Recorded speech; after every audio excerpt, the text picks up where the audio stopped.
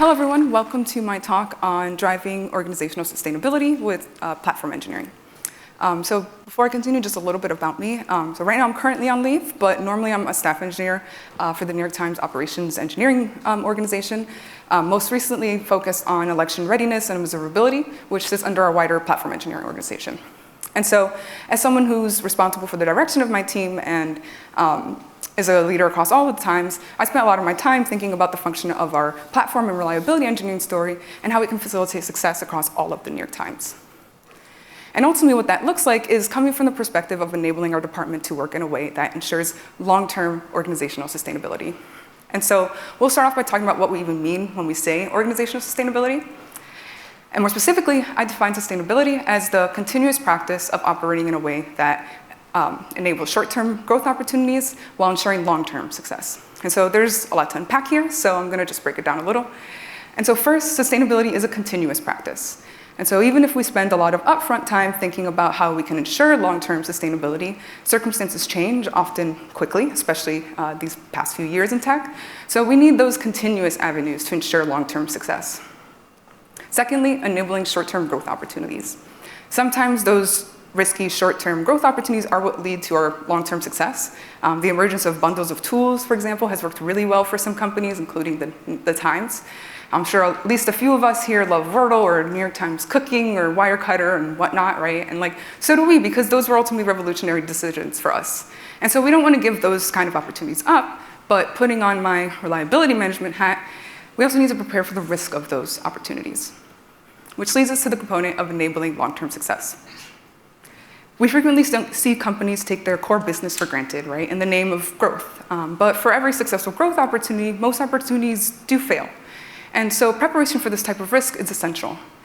And so now that I've defined the goal, which is organizational sustainability, let's define the strategy, which is platform engineering.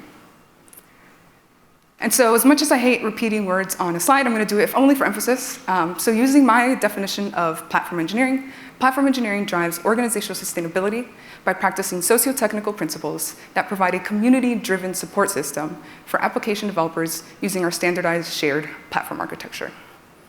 And so these three components form the basis of what I think it means to provide a platform. And so one theme throughout this talk will be about how platform engineering can enable us to scale our organizations to enable the growth that our businesses demand.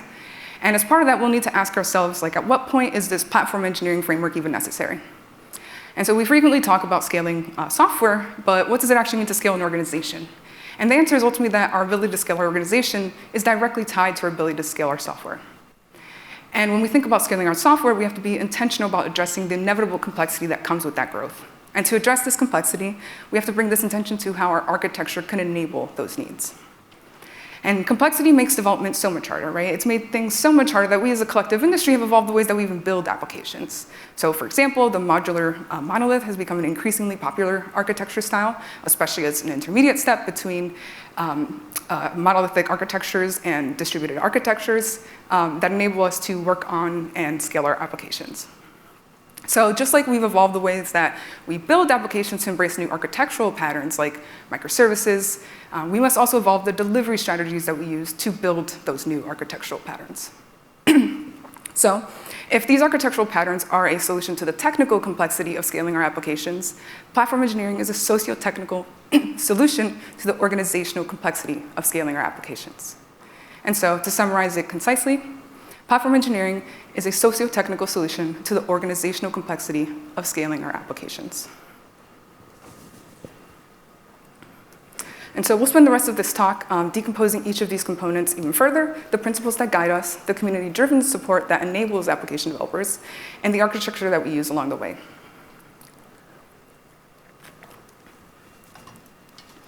So first, we have the principles that guide the rest of our platform.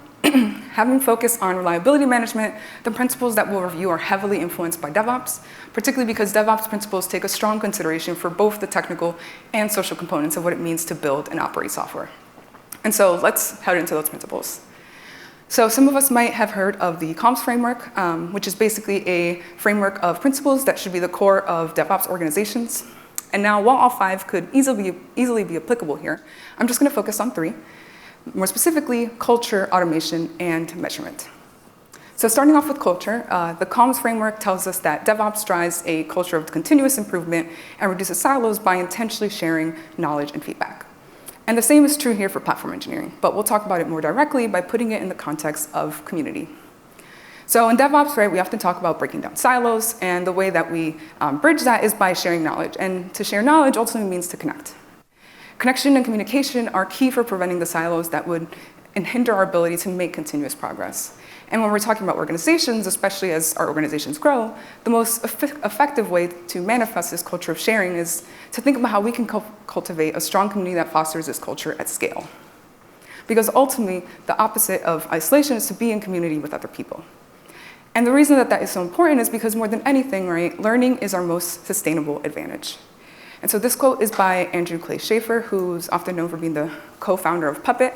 And he said this in his talk about sociotechnical systems at DevOps Days Amsterdam, I think 2023. And the way I interpreted this to mean is that because our industry is always changing, being able to keep up with this change is the biggest advantage that we can give ourselves. But to do that, learning needs to be part of our organization's DNA. And so while I agree with him, I'd like to modify this a little bit to emphasize that communal learning is the most sustainable advantage. Because while our individual growth is important, if this knowledge isn't being shared intentionally, we risk introducing singular points of knowledge. And so just like our technical systems, right, humans are not supposed to be 100% reliable. And so we shouldn't be putting anyone in the position to be singular points of knowledge. This is ultimately how those silos get created. And this is ultimately how silos become an organizational pattern that hinders sustainability. In other words, communal learning is what provides the knowledge redundancy needed to sustain both ourselves and the business.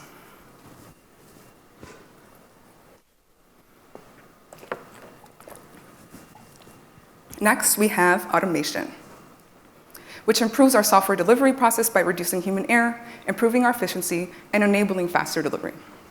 This means thinking critically about the type of work that doesn't require business-specific knowledge and figuring out whether that's work that can be consolidated into software that's managed primarily by centralized platform teams. In this, right, we can reduce the required cognitive load that product engineers often have to indulge in by managing all aspects of their software.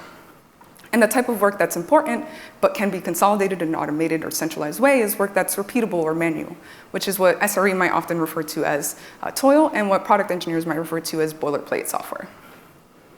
Another aspect of platform engineering is how we should be explicit about improving efficiency by leaning into solutions built by third parties, whether through vendor solutions or open source ones. And the reason for this is because we need to reduce our own cognitive load and maintenance burden just as much as product engineers do.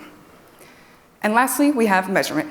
First, let's talk about the function of measurement, which is ultimately to have feedback loops for when your work is actually having its intended impact. And these feedback loops consist of both qualitative and quantitative feedback loops for continuous improvement.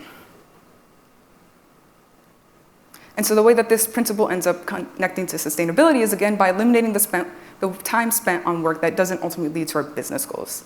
So for example, right, if a tool that we've spent many weeks on isn't actually serving our product engineering users, which leads to lack of adoption, we've now wasted time that could have actually directly served our paying end users, right?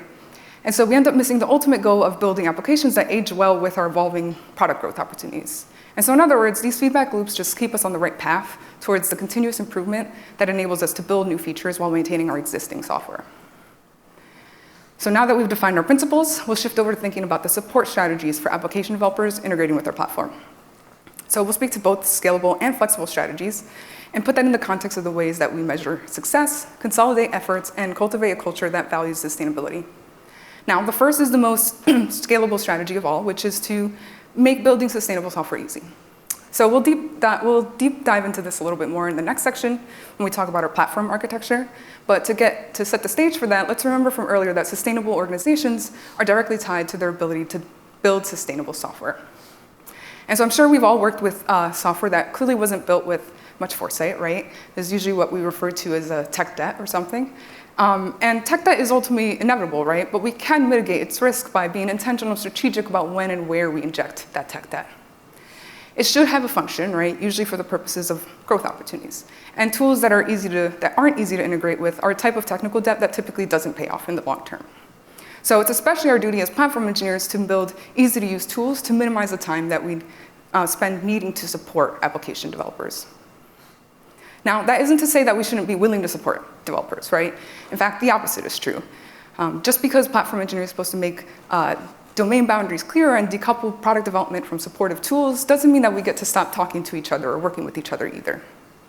And I know as engineers, right, we can often have an aversion to social interaction, but people are supposed to interact with each other. And I think the pursuit to make everything self-serve is often more harmful than it is helpful. What we really need to do is be intentional about the right time, when the right time to support is, and how we can leverage a culture of communal learning and support so that platform engineers are not the singular points of failure or knowledge that I mentioned earlier. Not only does this alleviate some tension on us, but it enables us to be community-driven in the way that we support product engineers. So we talked about measurement as a principle earlier, and an important measurement of our effectiveness is the adoption of our developer platform. So what intention looks like there is ultimately defining the ways that you approach support and clearly communicating it to avoid mismatched expectations that will ultimately degrade trust between platform and product engineers. And so in the interest of time, I'll only provide one example of this, which is to provide an easy decision framework driven by the status of your tool, for example. I don't have time to review, but feel free to take a picture.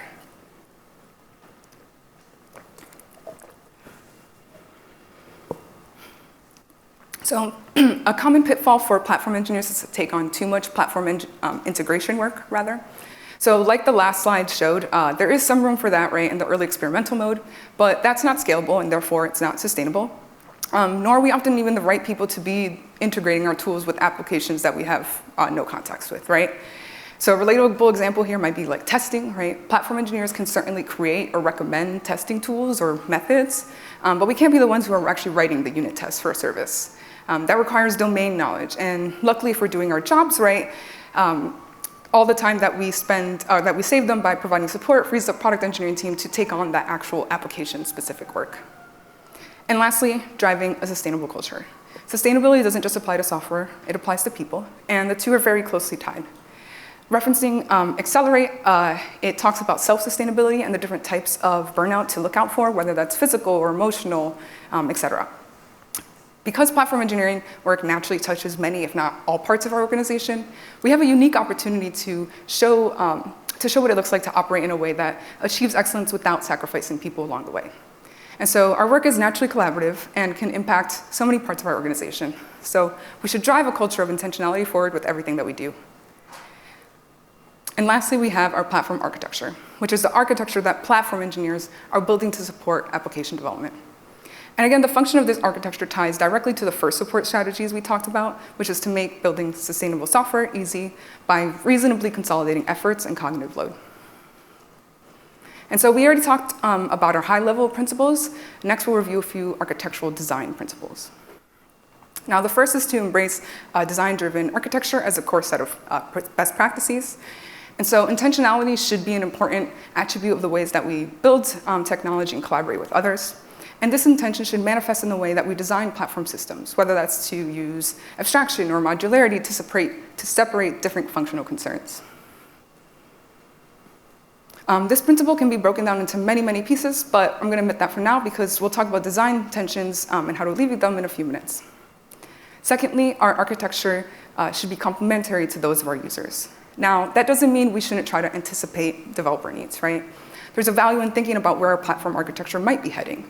But to the last principle on intentional design, we need to design with the future in mind, not build for it immediately. Much in the same way that we might design a monolith application in a way that would enable us to decompose it into a distributed architecture in the future. So when we prioritize our work, we should be driven by the needs of our application developers of our organization, whose architecture should be a reflection of our paying end users. Now, that might mean to prioritizing and deprioritizing certain domains, whether that's CI/CD or observability or runtime language support. This is why we actually had an observability-focused team at the times when I wrote this, but we actually don't anymore. It says, but I don't expect this to always be the case, and I was right. So, even within those domains or problems you're trying to solve, you also need to build in a way that's responsive to evolving architecture and developer needs. So for example, right, if we want to improve the runtime experience of developers, we should prioritize the languages that are actually used by them, not the ones that we just want to support first. And so ultimately, this is because we're not here to tell other developers what to do. We're here to support them in what they need to do. And another reason this is important is because our platform architecture can easily lead to what I would call platform chaos. And so I really hate this slide every time I see it. But my point here is like, we don't want that, right? We don't want to live in a world where we have 10 tools or platforms or whatever nonsense you want to call this for any given thing that we need to do, right? Unnecessary drift is really painful.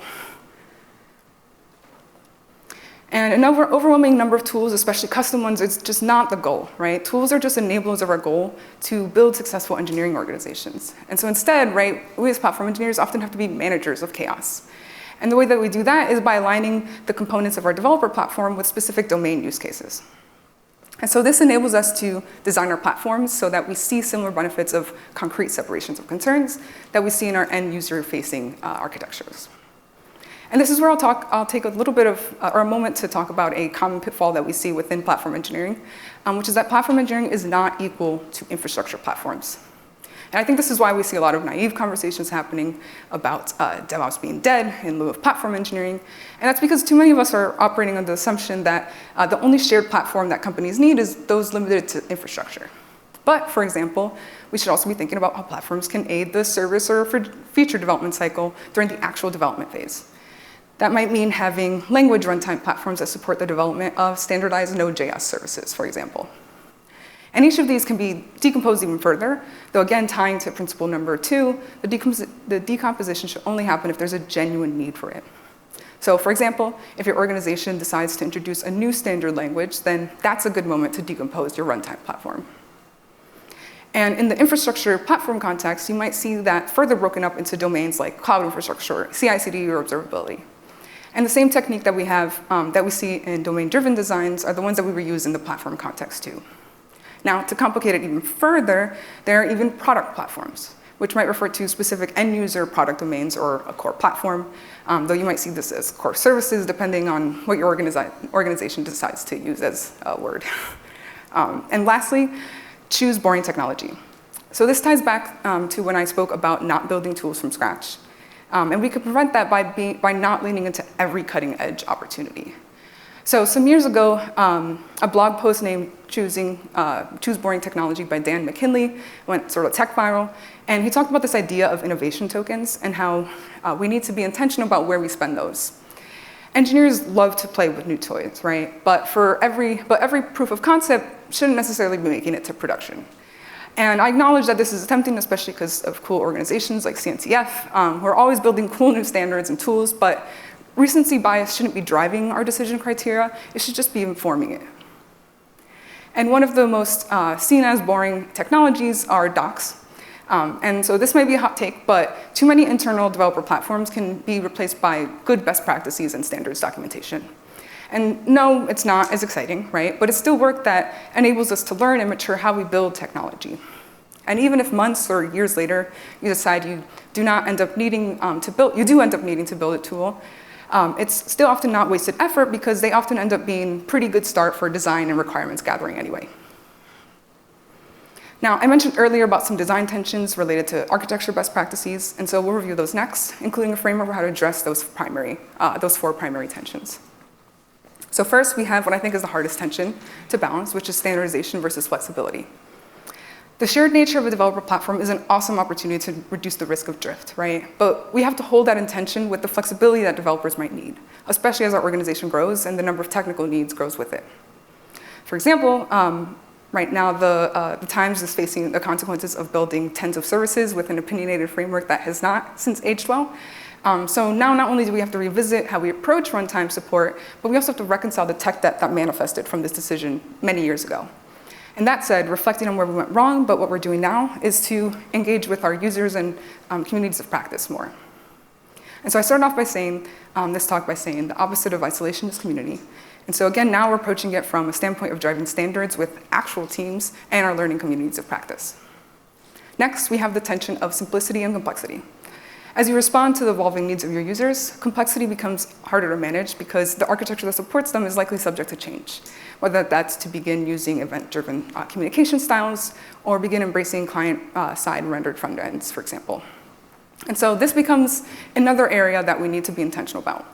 Like tech debt, complexity is inevitable, but we can compartmentalize it somewhat by making sure that the developer-facing interfaces are simple, which leads us to the most common source of complexity in software engineering, which is integrations. So we know the common principle of reducing coupling between services, right? And the same applies to our work. Integrations are high risk because avoiding coupling is incredibly difficult, right? This is why a huge selling point for our vendors is their integrations. It's so that we don't have to think about that anymore. And so speaking of vendors, remember our automation principle from earlier? So even though I just spent some time talking through design principles for building platforms, I'm also here to say, give yourself permission to not build at all. The decision to build versus buy versus contribute should be our bread and butter. And deciding that you don't want to take on the work of building and maintaining a tool is a very valid one because, as one of my brilliant mentors once told me, every line of code that we write is a liability. And so code isn't supposed to necessarily be the bread and butter of our platform engineering. Research, design, and technical decisions are. Engineering is a craft, and we should be treating it as one. And so holding all these tensions in mind, let's talk through what I'll refer to as the platform framework. So this framework is a reusable framework with 4 pillars, and these allow us to enable, compartmentalize, or communicate the trade-offs of the tensions that I just talked about. And so let's briefly review each of these pillars and then provide some examples. So first, we have the parts of our architecture that provide standardization. 2 examples of how we might do that is through templates or opinionated frameworks. Secondly, we have the parts of our architecture that provide more flexibility. So for example, we might design our framework to be more modular so that developers can pick and choose based on their context. Thirdly, we have the parts of our architectures that compartmentalize complexity through integration, since the first 2 pillars reflect the simple interfaces that I mentioned earlier. And so this might be APIs that tie the first 2 pillars together, or plugins to front-end interfaces that developers use to provide visibility that they exist. Now, these tools are often not used directly by developers in development, and are instead ones that we use to support developers in a more automated way. So for example, the tools that pool our technologies together to support on-demand environments, right? Engineers will certainly use those environments, but the technical details of how we implemented those should be abstracted away so that they can focus on product development. Lastly, we have the parts of our architecture that communicate our design decisions along the way, whether that's API docs or decision records for when you decide to build, buy, or contribute. It might feel a little bit strange to have this be considered part of your architecture, but as I've emphasized throughout this talk, right, touch points between platform and product engineers is essential. Documentation is the first obvious one, right, with support channels as a complementary. There's also a potential need for automating certain aspects of our support as we scale up the number of engineers we're supporting. I think we're seeing a lot of like AI development, exploratory work happening here, so I'm curious how that's going to end up shaking out. But that's an example of what it might mean to have this be incorporated into your platform. In the integrations pillar, I mentioned plugins as an example to provide visibility of what tools exist. And that's an essential question to answer because visibility is needed to drive adoption. And so let's answer that question, how to provide visibility into our architecture. So especially with the emergence of Backstage, which is an open source project created by Spotify, developer portals have become a way to provide centralized visibility into the developer platform ecosystem. And the concept of a developer platform portal is a compelling one, right? Because it ultimately tells the story of what it means to develop software at your company. And so by providing a unified view, not only does our platform become visible, but it also facilitates visibility into any service that's using that portal, since they often have service catalogs and whatnot. Integrations are a crucial part of our developer portals, but because it's a centralized entry point, we do have to consider the risk of a singular point of failure. And so this is why it embraces the idea of plugins, which are basically designed to be easily added or removed to the host application without that total coupling. And so in other words, right, just like we saw in our principles, it provides similar benefits that we see with microservices by having concrete separations of concerns. So now that we've covered some of the fundamentals, let's move on to more concrete examples that I've worked on in the past. So in the spirit of showing that platform engineering is not just about infrastructure, we'll talk through 3 examples that reflect the story I mentioned earlier, the story of what it means to develop software at your company. And what that story looks like is ultimately that around the feature development cycle. So in the interest of time, I'm not going to go through each of these steps. All you really need to know here is that this is the high-level story that we're telling, the one about our feature development cycle. And the ones that are most important to us today are the development, production readiness, and delivery stages. So those are the ones that I'll be focusing on. And again, in the spirit of showing that platform engineering is not just about infrastructure, the 3 examples that we'll review will include one about language runtime platforms, the second on infrastructure runtime platforms, and the third on full stack observability. Now, starting with development, which supports the end-to-end product development cycle, particularly runtime and architecture needs. So this phase usually manifests in language runtime support on platforms, rather. So we'll focus on one that's based off of Node.js runtimes. So for the first part of our framework, we embrace standardization through runtime language templates, which minimize repeatable or boilerplate code by centralizing it into a template. What this looks like practically might be a simple server file like this. And so this template file not only provides a reusable file, but also acts as a standardization technique by including our organizational framework of choice, which is Express. From this, developers would only need to modify the parts that need actual service context, which I highlighted here. Now, over time, right, we can extend these templates to include standards for other tools and dependencies like package managers, linters, testing frameworks, which would be reflected in like JSON config files. And when beginning to build out these templates, right, we should start simple and build our way out. Rushing into their development too quickly can also lead us down towards a path of building developer story and targeting paths that don't actually serve the needs of our users. Alternatively, right, we might decide to build a runtime framework that codifies organizational standards. And so you can imagine that as your organization grows, its standards, the server file template might quickly become overwhelming, right? For example, we might need to extend our functionality to include middleware to standardize how we write APIs. And we can add more, and as we add more and more of this code to template files, it might become impossible for developers to figure out what's even being provided for them. Right? And like, sure, comments can help, but there's a reason that we use abstractions in software engineering. And so in an effort to keep that template simple, we can abstract the details away and replace the Express code with our own framework. Now, here's what that package code might look like, as well as a simpler server TS file that we'd now be providing. Now, there are, of course, many downsides to this, right? This is a fairly large dependency introduction, right? We now have to maintain this code for years. And so it's a commitment that can't be made lightly, and it requires a huge amount of intentional design. But it does address drift a lot more effectively because templates are easier to change, right? Versus frameworks actually abstract implementation from interfaces. And that's the part that really makes a difference between whether your framework ends up being a sustainable solution. Is the implementation of your framework genuinely abstracted from its interface? Because that abstraction is what provides us, is what enables us to iterate on unforeseen pain points and avoid breaking changes or deprecations. Now, I've seen frameworks primarily work for organizations that adopt platform engineering on the earlier side, more specifically during that like transition period where they've decided that a monolithic application isn't working for them quite much anymore, and that decomposition does need to be a reality. And this is because once you already are too far down the distributed systems journey, addressing drift with the framework is really hard to justify with service owners.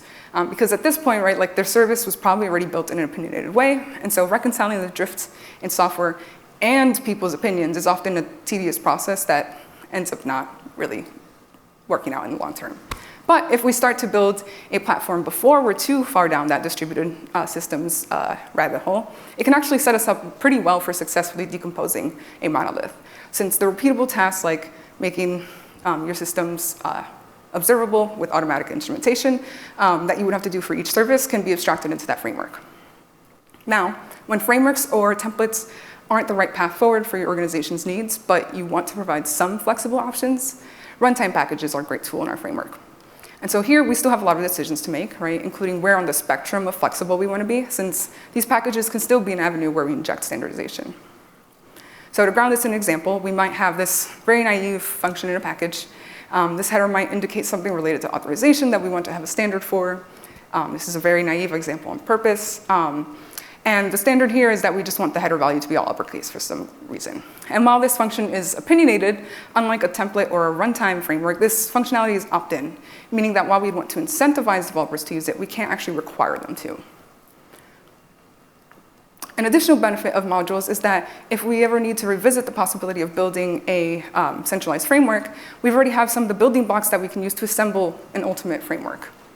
So for organizations that are outside of that sort of, I need to stop doing that, initial transition period between a monolith and distributed architecture that I mentioned earlier, building modules is often a great first step when adopting platform engineering because it allows you to incrementally build for the needs of your developers without investing the huge amount of time that frameworks might require. Now, we move on to our next pillar of our framework, integrations and plugins. Extending on our example, as our organization grows and our architecture evolves, so might the number of our packages. And so this was our second package, or architecture principle from earlier. Developers will ultimately need visibility into the different packages available. So naturally, we'll probably decide to integrate with a package manager and repository, which should be managed centrally so that it has clear ownership and so that it doesn't become too bloated with packages or artifacts like our templates. And conveniently, there might even be a plugin available for our developer portal so that's even more visible.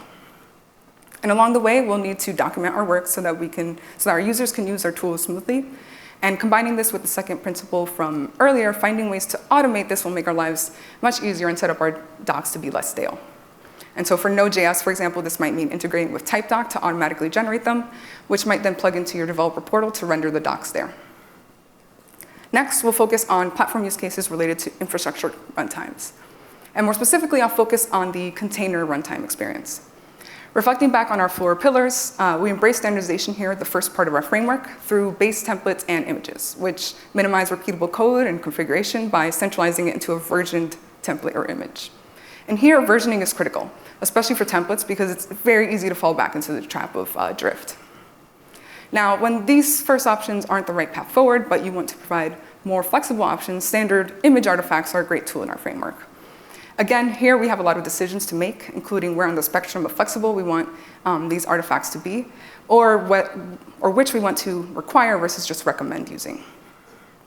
Next, the integrations pillar, which represents the integrations between components in this platform or integrations between multiple platforms. So what this might look like here is template generators for Dockerfile or Docker Compose files versus the integration between a container runtime platform and a Kubernetes platform.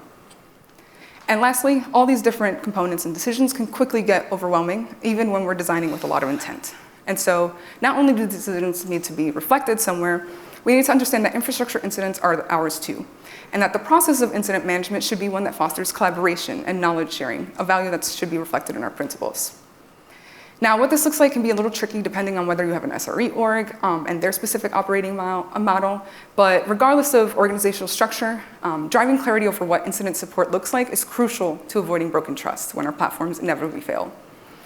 And part of that is making sure that product engineers are set up to effectively differentiate when a production issue is due to infrastructure versus application issues versus platform issues. Lastly, we have a more specific domain use case for a platform, which is observability. So when it comes to production readiness support, this work often builds on top of existing platforms, rather.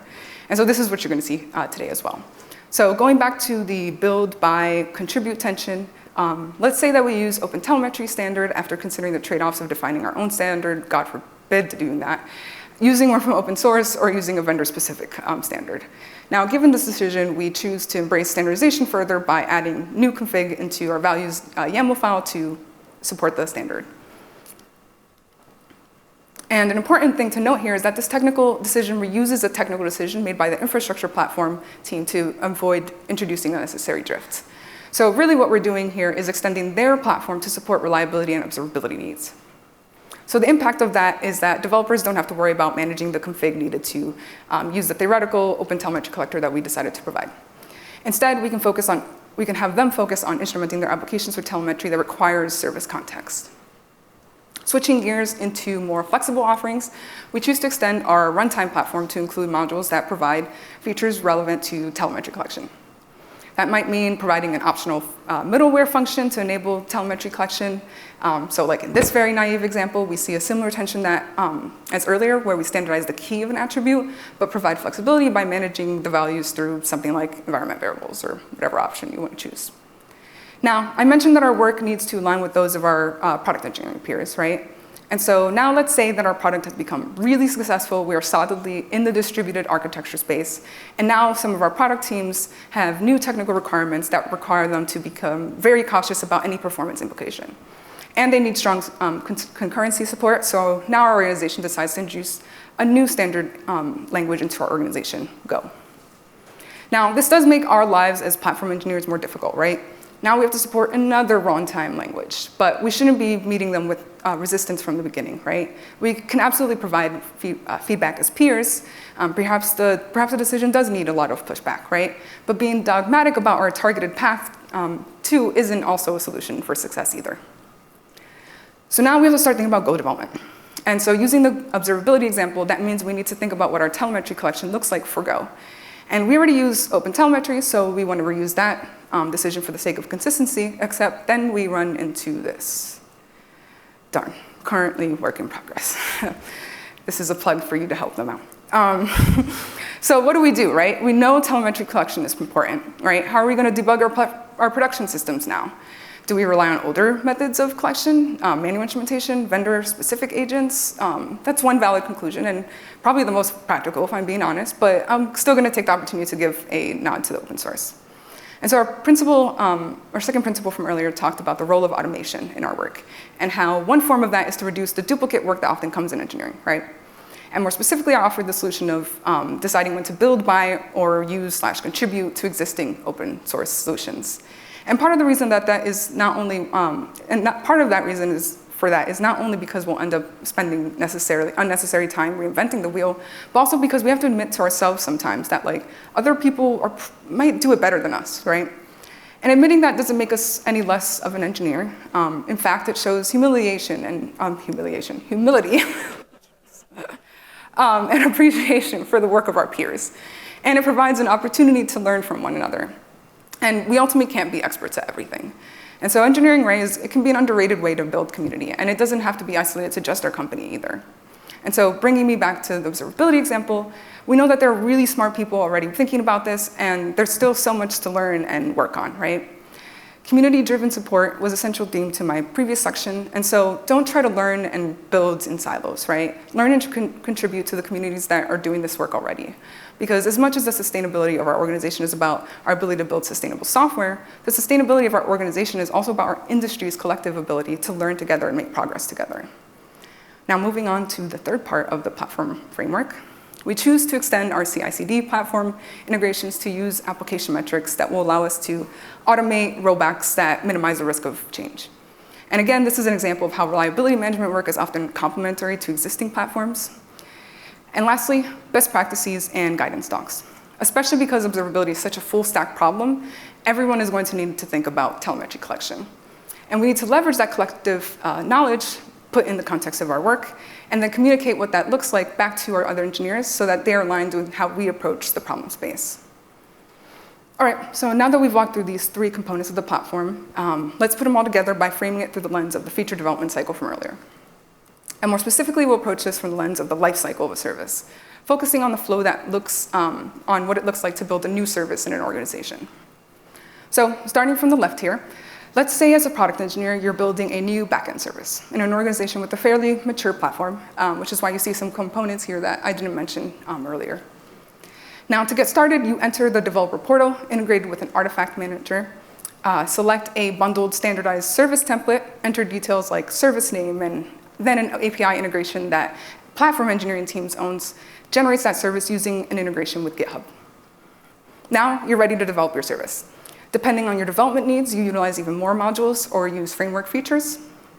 From there, we'll continue to use GitHub, either directly, but now also through the developer portal, if we so please, until the PR approval process is done. From there, we enter a more delivery-focused part of the platform.